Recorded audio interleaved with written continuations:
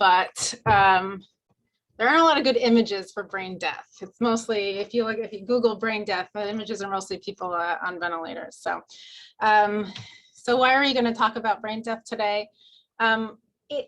Why is it important? And it's important really because public beliefs and attitudes related to death and organ procurement are related to their understanding of what brain death means.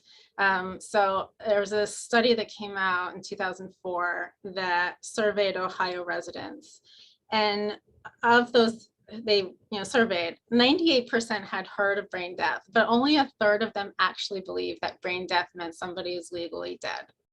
28% thought brain dead people could hear, 40% characterized them as dead, 43% characterized them as good as dead, and 16% thought that they meant that brain death meant alive, and that these characteristics were significantly associated with their willingness to donate. And I thought the most interesting part of this was that those who thought brain death was as good as dead was actually they were actually more willing to donate and alive. They were obviously the least willing to donate. So the people who actually thought brain death were dead were somewhere in the middle. But that's why this is important, because, again, kind of the end point for brain death for some people is going to be organ donation, and that's going to be a life-saving treatment for them. So it's important that we get it, because of this public perception. It's important that we get it right, and it's important that we speak about it thoughtfully, coherently, and accurately to our patients. So where does the definition come from? Why, again, why did this even come up, and how did this start? So, the first kidney transplant actually happened back in the 40s or 50s. Brian actually probably knows this better than I will. But as medicine has progressed, we have more and more capabilities of sustaining patients with life-sustaining therapies. But it has also led to this other group of patients. And in 1968, this committee from Harvard Medical School came together to examine the definition of brain death. And two things that came out of this committee was that improvements in resuscitative and supportive measures have led to increased efforts to save those who are desperately injured. And sometimes those efforts have only partial success, so that the result is an individual whose heart continues to beat, but whose brain is irreversibly damaged. And that's the key word there, is irreversibly damaged. And that this new group of patients is burdensome to patients, to their families, to their hospitals, to the need for hospital beds that are occupied by these comatose patients. And the second part is that it may be an obsolete criteria that the definition of death can lead to, a controversy for obtaining organs for transplantation. So this idea, comes up that we need a new definition of death, which is kind of a profound thing to think about. I don't think anybody really had to question somebody whose heart stopped. Is that person dead or not? But we have, with modern medicine and the technologies they have, it's this very profound idea that we have to re-examine our understanding and our definition of what death is. And this old definition leads to controversy in transplantation. So, and this controversy, how it comes up is the dead donor rule. And this is an unwritten rule. You're not going to find it in any textbook, I don't think. I don't think they talk about it in medical school per se. It's an unwritten rule, but an absolutely sacrosanct practice that patients will not be killed through organ retrieval. And so you have a creation of this new category of dead people who has simultaneously facilitated the removal of organs for transplantation, but it also reassures the public that organs are being procured only from dead people, and that we are not killing people by taking their organs. So in 1981, President Reagan came up with the commission to come up with a new determination of death, and that led to the Uniform Determination of Death Act, or the UDDA, which is still in place. And basically it says it's an individual who has sustained either an irreversible cessation of circulatory and respiratory functions, so that's the people we know whose heart has stopped. 2, have irreversible cessation of all functions of the entire brain, including brainstem. And the determination of death must be made within acceptable medical standards. The problem with this statement is that there's really no definition for accepted medical standards. So in 1995, the American Academy of Neurology published a practice parameter to help kind of better define what these medical standards are. And they basically came up with 3 clinical requirements. 1, that the patient must be comatose with a known cause. 2, that they have absence of brainstem reflexes, and 3, that they have apnea. However, there's still a lot of variations in prerequisites, core temperatures, number of examinations, and these variations, again, kind of lead to confusion for physicians and other healthcare workers, and that confusion then can transfer down to the general public. So it kind of undermines the implicit mandate that was given to them to come up with guidelines that will fulfill a legal definition of death. This was kind of seen in a study that was published in 2008. This author Greer, you'll see this name Greer come up a lot in articles on brain death and brain death determination. But this one group looked at, they requested surveys from 50 of the top neurology or neurologic hospitals based on US News and World Report, and they asked them for their guidelines on 5 different things: guideline performance, preclinical testing, clinical exam, apnea testing, and ancillary tests. And they compared those guidelines to this 1995 practice parameter. And what they found was that there was marked variation in all sorts of things. So in the number of exams required, who could perform the exam, the waiting period before the exams, and the preclinical testing, there was greatest variation in underlying cause, absence of sedatives, acid-base disorders, minimum temperature, and hypotension, normotension. So you can see this. Everybody agreed that patients had to be comatose, and that was comatose and lack pupillary reflex. But that was about it. Everything else, there was considerable variation. And again, that's pretty concerning if we do not have a uniform definition of death. Apnea testing was even worse. So apnea testing is, making sure that the patient doesn't have any respiratory effort. So there's a ton of variation in all sorts of the apnea testing.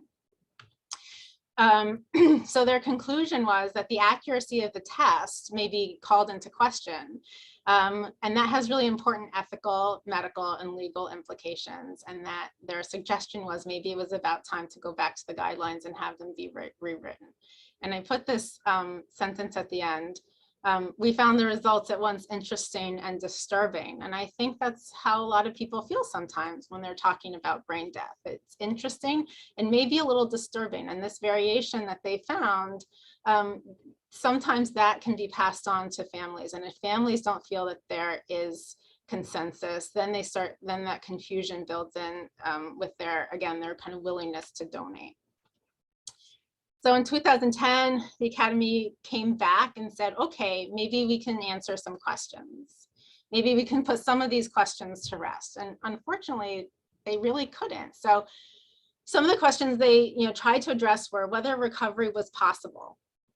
Because again, one of the criteria has to be that it's irreversible. And what they found was that there was no published report of recovery of function if the practice parameter criteria were followed to the letter. And that's where a lot of hospitals and a lot of these stories, unfortunately, that you hear, people came back from the dead, is that the practice parameter and the diagnosis was not followed as the parameter was set out. Another question was, is there an adequate observation period? And they really found no sufficient evidence to determine like a minimally acceptable observation period. Can complex motor function falsely suggest retained brain function? Yes, you can have false triggering of the ventilator, and that's happened to me.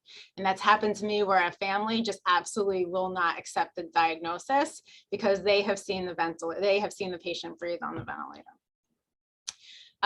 Safety of apnea testing techniques. Again, there's insufficient evidence to determine the safety of different techniques. And then do ancillary tests accurately identify brain death? And again, there was insufficient evidence. So they came together and they really tried to help people out and tried to answer some of these outlying questions, and they really didn't have any like good answers. So where does that lead us? You know, some things that had came up, you know, in since then was in 2001. Somebody from New York State looked at the second brain death exam. So for those of you who don't know, we used to have to do 2 brain death exams, and there used to be a certain waiting period in between those 2 brain death exams. And that waiting period really depended on which hospital you were in. So Lustbader looked at the effect of waiting for that second exam. And what they found was that there was, again, if the practice parameters were followed, that there was no patient that regained brainstem function upon the second exam, and that the mean interval time between the 2 exams was 19 hours. And I believe our hospital's waiting period was 6 hours. So 19 hours is considerably longer than 6 hours. What they found was that consent for donation decreased and the refusal time increased as the interval time, you know, extended. And that a good portion, 12% of patients, sustained a cardiac arrest between those 2 exams. And so because of that, New York State updated their guidelines in 2011 so that we don't have to do 2 brain death exams anymore. And that may be, some people may still not know that. They still think that you have to do 2 brain death exams because in different states, you still do have to do 2 brain death exams. So again, there's a lot of variation, not just hospital by hospital, but state by state. So what New York State found was that, again, the second assessment may not be so feasible. Some facilities in rural areas may not have 2 physicians to perform 2 exams. And that delay can be traumatic to patients. And that, again, while waiting for that second assessment, these are profoundly unstable patients. And so they can lead to cardiac arrest and deterioration of their organs. So, you know, why is diagnosing brain death so confusing? So again, Lustbader, that name you saw from the last study. Greer is another name you've already seen. Wajcik is another one. But so, you know, they asked, why is this so confusing? And what they found that, you know, not just the definition, but also maybe areas for improvement were for training of examiners. Because again, if you are following the practice parameters as they were set out, then there have been no patients who have recovered. But if you're not following the practice parameters, maybe it's because of poor training. And then again, that leads to family mistrust. So patient qualifications, again, a lot of variation, incomplete apnea testing, repeat examination during the testing, and unjustified use of ancillary testing, which we'll talk about.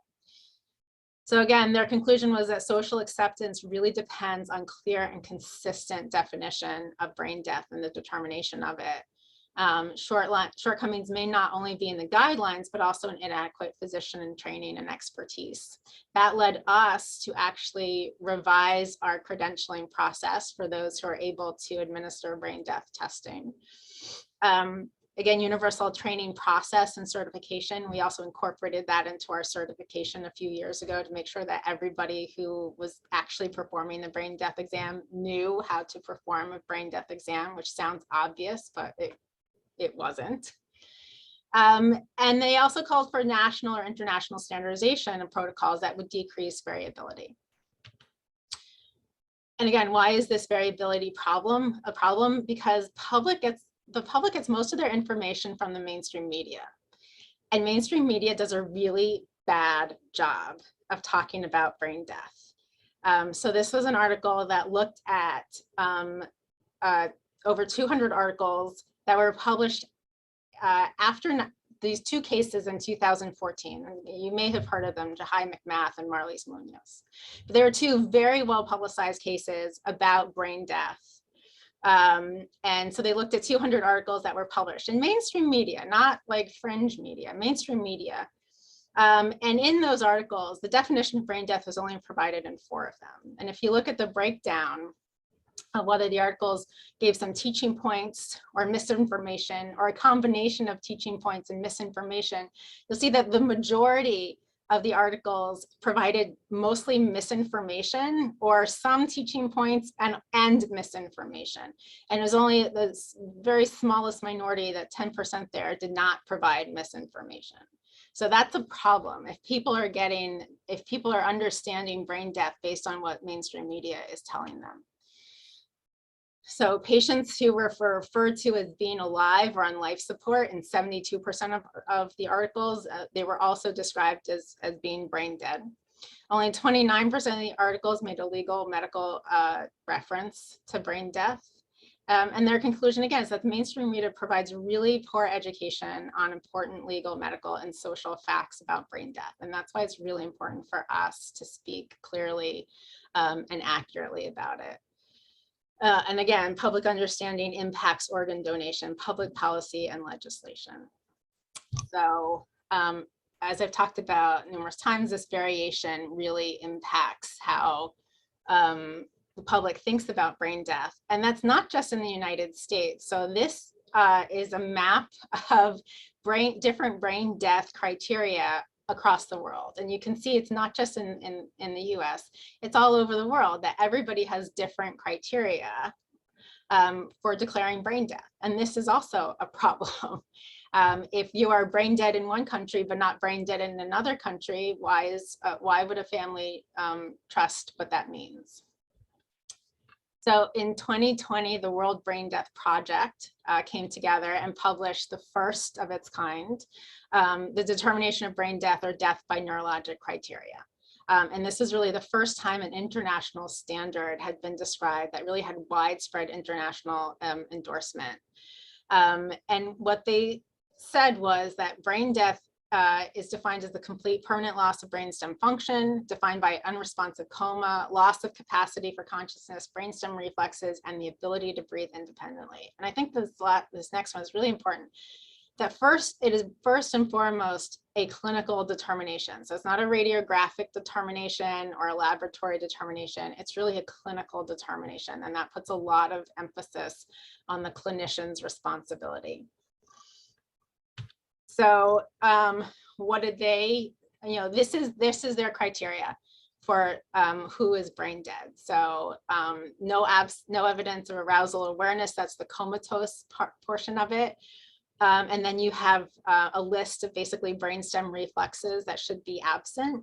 And then the last one is the apnea, that there should be no spontaneous respirations. So how do we get to determine brain death?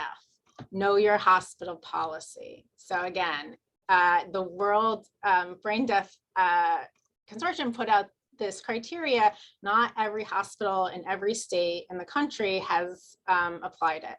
So know your hospital policy. Many policies are different. It basically should be the same criteria everywhere. Again, comatose, no response with painful stimuli, no cranial reflexes, no spontaneous respiration. And the important one is that ancillary testing is not required. So this is our hospital policy. It's pretty explicit, and it does refer to everything that the World Brain Death policy states.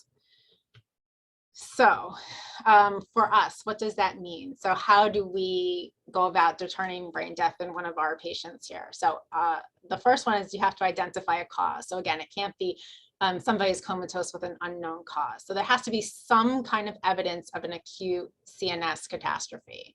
So for us, that's usually hypoxia or anoxic injury. And some of your neurologic patients, that's going to be a head injury or an intracranial hemorrhage. You have to exclude some confounding factors. You can't have certain, drug intoxications or medications on board, severe electrolyte acid-base abnormalities. You can't be cold and dead. You have to be warm and dead, and you have to be normotensive. So again, you have to wait an appropriate period of time that is sufficiently long to rule out confounding factors. What does sufficiently long mean? It's a little nebulous. So where hypothermia is induced, particularly for cardiac arrest patients, then a prolonged waiting time may be more appropriate. And in the World Brain Death Project, they suggest 24 hours after having been rewarmed to at least 36 degrees. You have to notify Live on New York. So Live on New York is our organ procurement organization. They have to be notified, and a timely referral is within 1 hour. And a timely referral is something that is mandated by CMS. So if somebody has a brain injury with a GCS less than 5, absence of 2 or more brainstem reflexes, and I highlighted this one because it's the one that we have the most problem with. If there's a family discussion for withdrawal of life-sustaining therapies, is anticipated. So you don't actually have to have the conversation yet, but if you are anticipating having the conversation, you have to make that referral to Live on New York. So you have to notify the surrogate decision maker. It's the medical team's responsibility to notify the surrogate decision maker.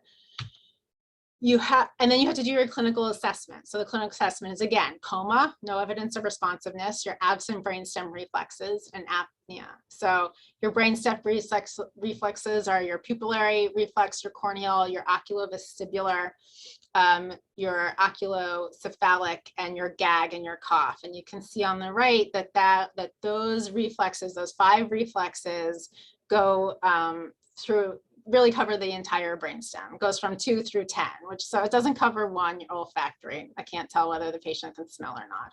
And it doesn't get 11 or 12, but for the most part, it gets the entire brainstem. So coma, we talked about. Pupils, again, we talked about. Oculocephalic is the doll's eyes, that basically, if you ever had a doll when you were a child, if I turn my head one way, your eyes should turn the other. You have to make sure that the patient doesn't have any like cervical spine or skull-base fractures. Other reflexes, and I'm not going to go over. You have to have an absence of motor response to noxious stimuli in all 4 limbs. However, spinally mediated reflexes are possible. So just remember, some things are spinally mediated. If you touch a hot stove and you pull your hand away, that's spinally mediated. That doesn't go up to the cortex. That's a loop in your spinal cord. So DTRs, triple flexion responses, Babinski's, those are spinally mediated. Cold calorics, people always question, about cold calorics. You don't do these very often. They're very, very cumbersome. So you only do them when you're really doing brain death testing. You have to find an otoscope, which is really hard in the hospital. You have to make sure that you can see a tympanic membrane in there. And then it takes a while to do it. So you'll only really see this if you're actually undergoing brain death testing. And then the apnea test. People ask me, how does an apnea test work? It's really not complicated. You just have to make sure that somebody is normal-ish before you start. So normal temperature, normal PCO2, normal PO2, and at least normal tension. And then you have to draw an AVG first to get a baseline. You make sure your PCO2 is normal. You disconnect them from the ventilator, and then you just watch them. And you watch them for 8 to 10 minutes, or as long as they're hemodynamically stable. And you watch for any respiratory effort.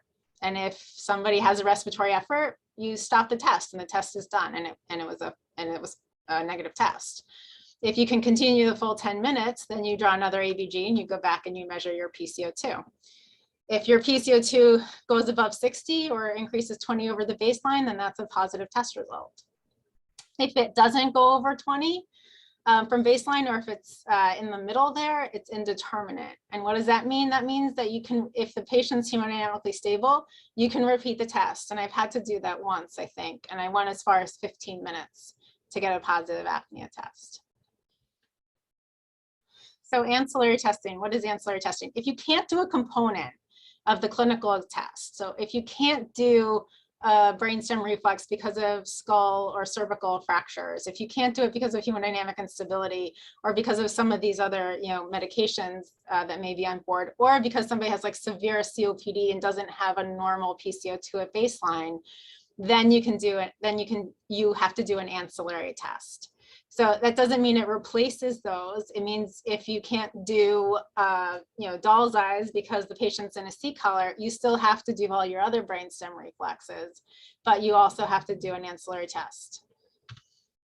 So they're mistakenly referred to as a confirmatory test, and that's a misnomer because they're not necessarily the most reliable. It measures a clinical state, which is cerebral circulatory arrest, which is not, again, the clinical determination of brain death. So really the gold standard is the apnea test. So you can have false positives and false negatives, and that is not uncommon.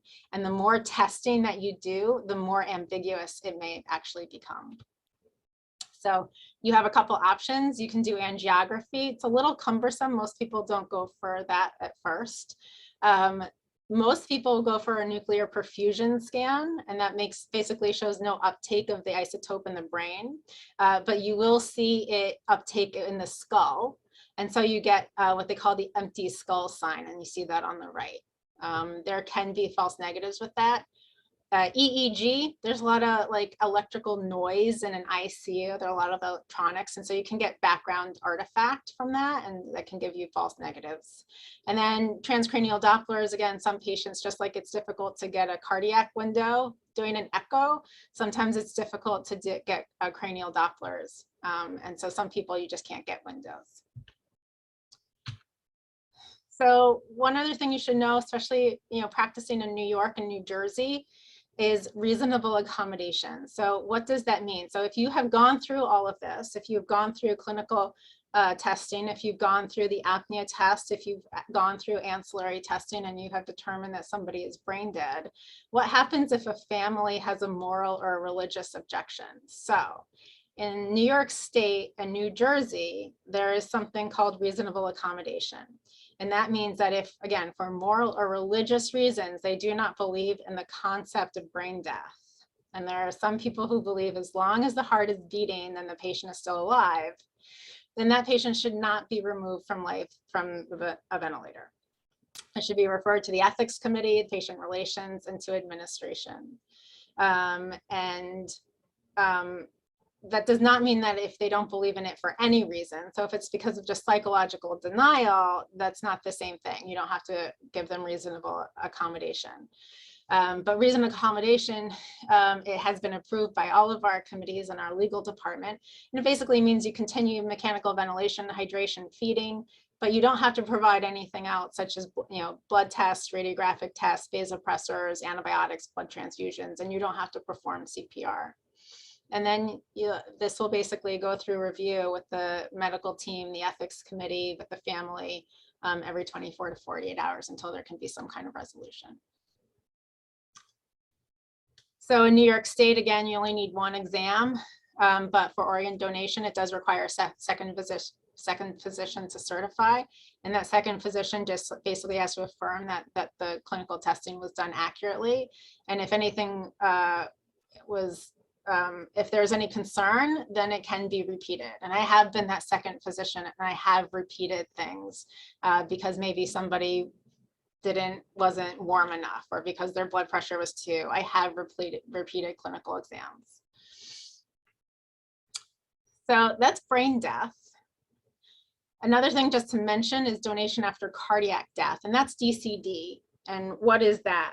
That is if a family has elected to withdraw life-sustaining support from their loved one. And in the judgment of the intensivist, cardiac death will likely occur following withdrawal of that support. That patient is then potentially eligible for DCD. And that is, again, donation of organs after cardiac death, not after brain death. So for our hospital, and again, every hospital has its own policy, eligibility is any patient at any age could be a potential DCD candidate, and that we have to, again, refer all patients for whom life-sustaining treatments will be discussed. So that's the caveat. You don't have to have the conversation. As long as you are anticipating the conversation, you have to make that referral to Live on New York. Patients who are found ineligible, so the patient will go through the process a little bit. The patient is brought down to the OR, they're extubated in the OR, and you wait for circulatory arrest. If they don't arrest within that 1 hour, then the patient will go back to their ICU room or to their floor team where the comfort care of that patient will be continued. So donation after cardiac death, again, the process, the patient is transferred down to the OR and the family can be in the OR with them. the withdrawal of the ventilator is performed in the operating room. And then comfort care is provided by the attending physician. So you can administer comfort care medications such as opiates or benzodiazepines. Live on New York is not, Live on New York, and I should also say the surgical team is not involved in the extubation. The surgical team, however, is on call in a room very close by. And you basically wait, and you wait for approximately 60 minutes, but we have now extended that. It used to be a hard 60 minutes, but we've now extended that. And it's really at the clinician's discretion for how long, and that it really is not in communication with a surgical team. But if it gets to be too long, everybody kind of agrees that the warm ischemia time has been too long. So you're waiting for asystole. And after asystole, if the patient does arrest within a certain acceptable period of time, then you can do organ retrieval. Organs that tend to work better, I believe, are kidneys and lungs, although Brian can correct me if I'm wrong. Things that don't like warm ischemic time as much are heart and liver, although I do know NYU just recently transplanted a heart after somebody was placed on bypass after they arrested. Brian, correct me if I'm wrong. Nope, you're absolutely right. Yeah, so that's kind of amazing. They did that last year, somewhere in the middle of COVID. But again, DCD opens up a completely new avenue for potential organ transplantation. And I think if you had told me 10 years ago that you would have transplanted a heart after a DCD, I would have said, absolutely not, you're crazy. But that's how much organ donation and transplantation, the science of it and the medicine of it has really changed just in the last few years and in the last couple of decades. Just to give you a little update on the New York Anatomical Gift Law, this passed last year, again in the middle of COVID. The intention of it was really to strengthen the autonomy of donors and increase the state's rates of organ and tissue donation. So for you, somebody working in the hospital, what does it mean for you? It means that you must maintain medical suitability until the OPO, or in our case, Live on New York, can ascertain the individual's intent and act upon it. And that's really important. So you must maintain the medical suitability. That means you can't leave a patient hypotensive overnight because family hasn't been located yet. So you have to maintain medical suitability of the organs. Timely notification of anticipation of ventilator withdrawal, and again, the inclusion of the option for donation in end-of-life care. So all patients must be referred to Live on New York prior to ventilator withdrawal. Again, if you anticipate having that family conversation, please call. And then when you meet the clinical triggers, which you already said was absence of 2 or more brainstem reflexes or GCS less than 5. Just so that you know, this used to be a physician referral system. It is no longer. It is now a nurse referral system.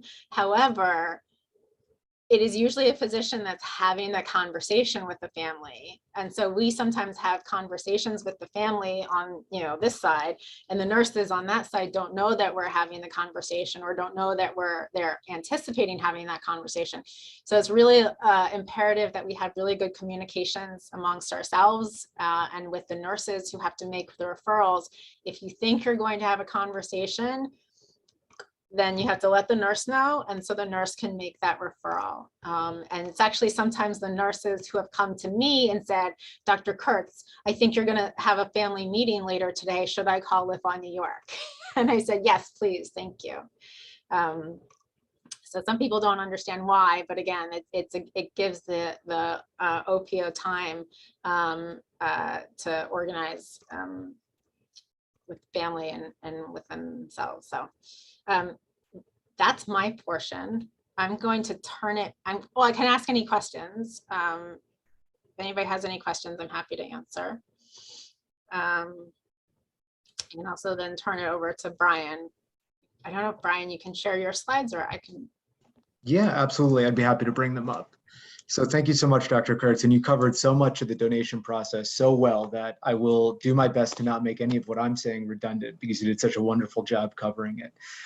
So thank you all for giving me the opportunity today. My name is Brian Papsicki. I'm the Director of Hospital Services with Live on New York, and I've worked with Dr. Kurtz for a number of years to help support organ eye and tissue donation, not just in Mount Sinai West, but through the entire Mount Sinai health system.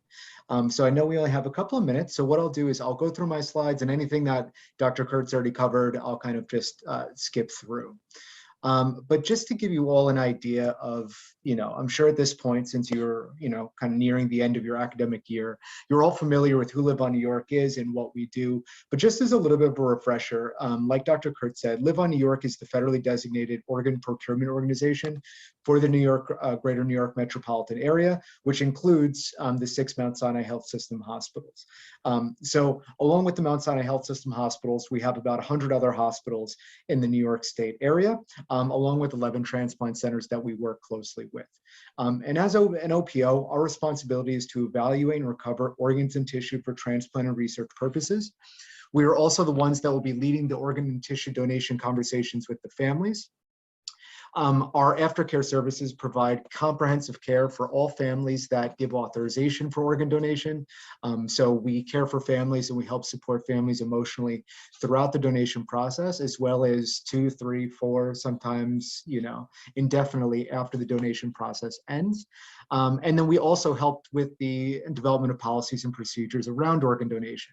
Like Dr. Kurtz mentioned, brain death and organ donation are, heavily dictated in policy, and we need to make sure that those policies are conducive to a smooth donation process. So quickly, why is this such an important issue? Well, it's important because there are thousands of people on the wait list waiting for a life-saving organ transplant. In fact, nationally, as of the end of 2021, there was just about 107,000 people waiting for a life-saving organ transplant, and 8,500 of those people are located right here in New York State.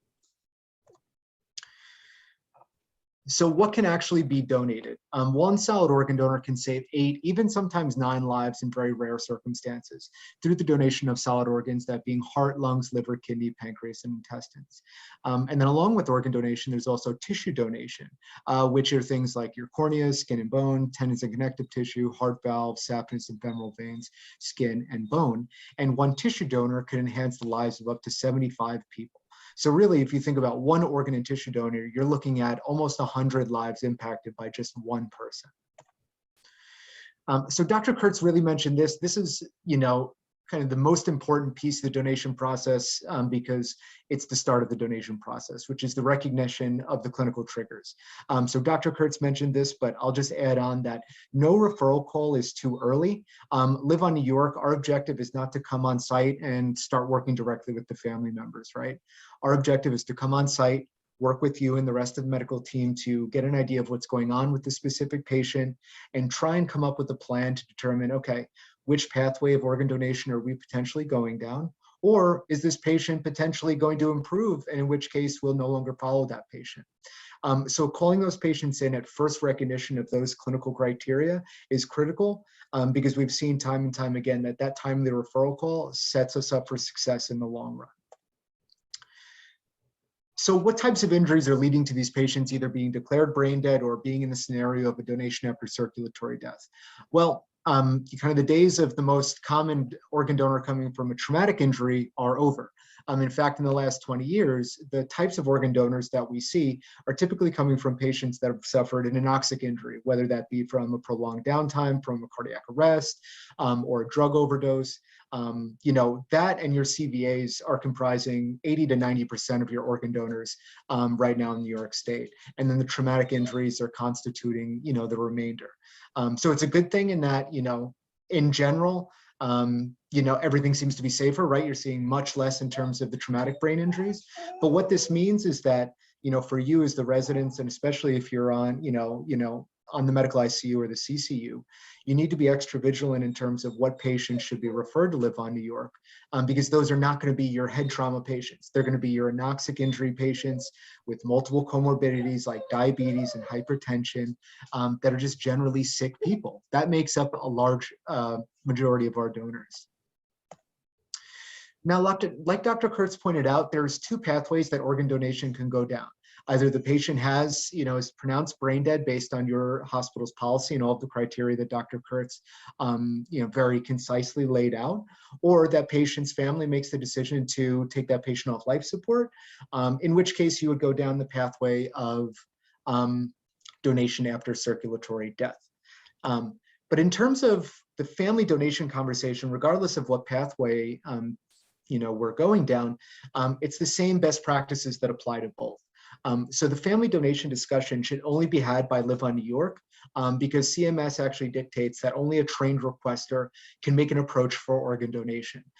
So it's important that nobody on the medical team initiates a conversation about organ donation to the family, and that's for a number of reasons. Mostly it's because the timing of that conversation is critical, so we want to make sure that we're having that conversation at the most optimal time.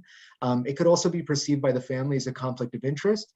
If you as the treating physician brings up organ donation to the family, they may think that you didn't do everything you could to save their loved one. Now, I personally know that that's never, the reason organ donation is brought up. It's usually brought up because the team thinks it's a good thing and they're looking at it positively.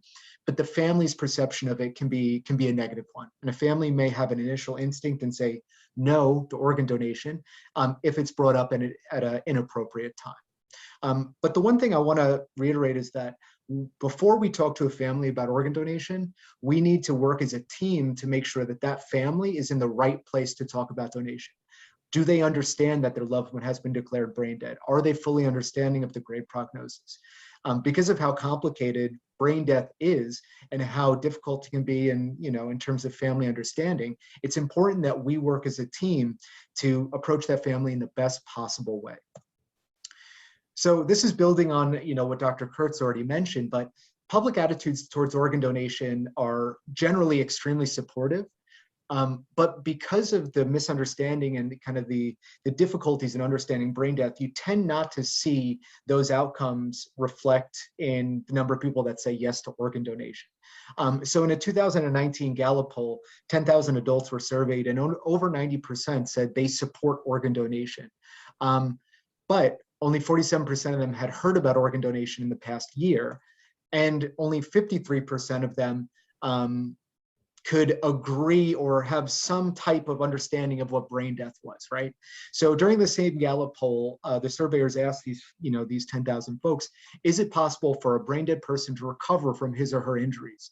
And 47% of those people surveyed could not articulate, what that meant. So that means that 47%, because it was 10,000, 4,700 people, couldn't really articulate what brain death was. Now, these are just 10,000 people going about their normal everyday lives taking a survey. These are not people thrown into an ICU for the first time with their loved one going through a traumatic situation. So you can just imagine how difficult it is for a family losing a loved one and on the ICU to really grasp what brain death means. And because of that, we see what's called the authorization paradox, which is that what people say is not what people do. So this was actually a study that was done a little bit, it's a little bit dated in my mind. It was done in 1997, and this was a study that surveyed 164 families that were approached for organ donation. And the researchers were trying to gauge if the family's understanding of brain death impacted the family saying yes or no to organ donation. So the researchers asked these families, a series of questions related to brain death. And you can see here, the families understood the phrase brain death. They recognized that phrase in terms of how it related to their relative, but they lacked an understanding of what that meant. So, in these two groups, they separated those that said yes to organ donation and those that said no. In the group that said yes to organ donation, you see that the understanding of brain death was a little bit, was favorable. So you have 63% of the group that said yes to donation expressing that, yes, I understand what brain death means. It is not coma, it is actually death. But in the group that did not authorize donation, you actually see the majority saying that they don't know if their loved one was really dead or if they were in a coma or something else. So the most interesting part of this was that the researchers followed that by giving the family a full and thorough explanation of what brain death is, and then asked them, would you say make the same decision about organ donation today? And in the group that said no to organ donation, 34% of them, or about a third, said, I don't know if I'd make the same decision today. So what that means is that if we as a team make sure that a family is really understanding of brain death, we might see better outcomes for organ donation, and more families might say yes, which means more lives would be saved. In addition to that, there are a couple other variables that impact our authorization rates. And this was a study that was done in 1998, where researchers looked at just about 700 charts of patients from various OPOs that were approached for organ donation. And what they found was that there were 3 variables that proved to be statistically significant. That was the location of the donation discussion. When the setting of the donation discussion was a private consultation room, families said yes, about 20% more.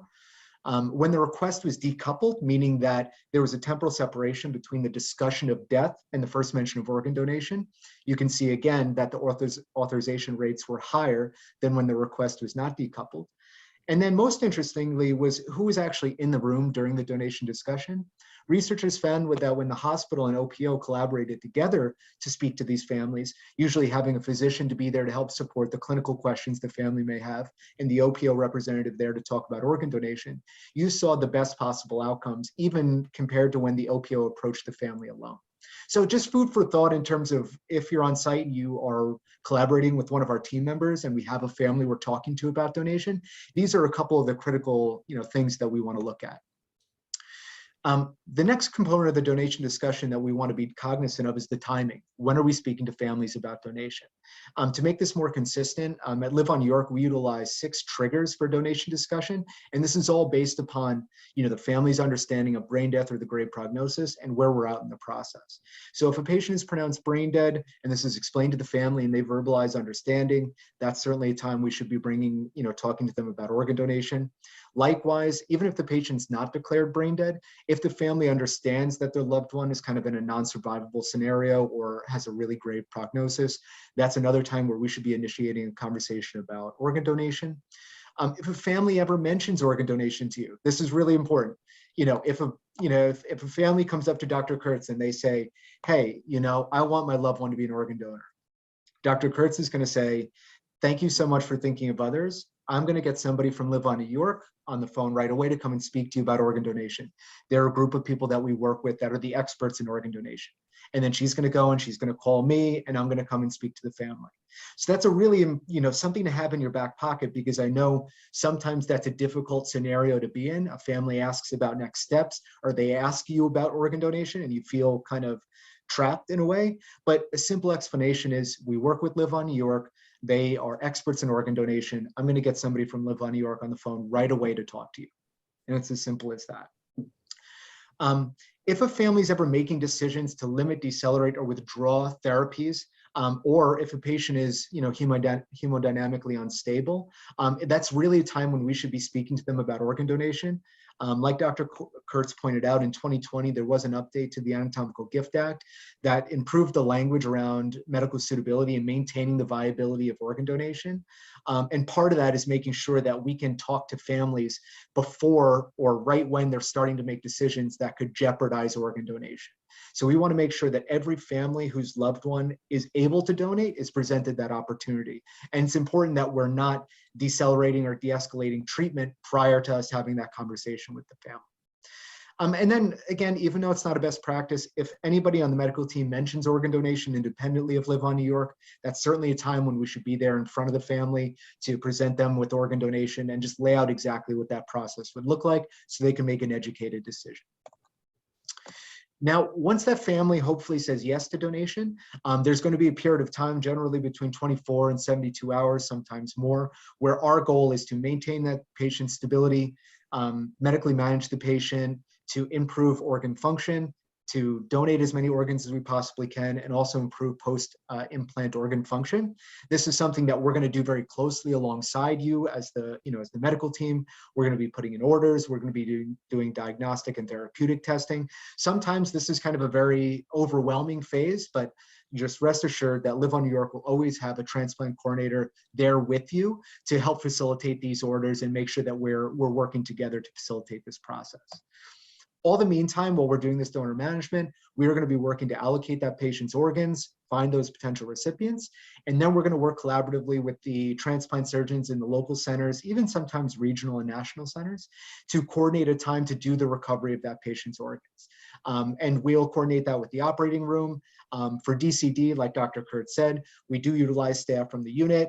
Generally, it's an attending or sometimes his or her designee, as well as a bedside nurse to come with us to the operating room for the facilitation of that extubation and to go through that process.